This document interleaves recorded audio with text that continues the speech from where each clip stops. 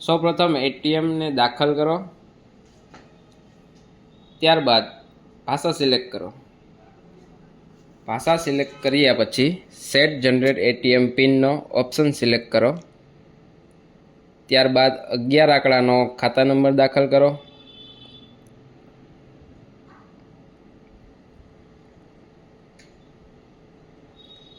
Correct દબાવો. એક વખત નાખ્યા પછી પાછો ફરીથી તે જ ખાતા નંબર દાખલ કરો અને પાછું કરેક્ટ દબાવો. ત્યારબાદ થોડી વાર રાહ જુઓ. ત્યારબાદ 10 અંકનો એકાઉન્ટમાં જે રજિસ્ટર નંબર હોય તે દાખલ કરો અને કરેક્ટ દબાવો.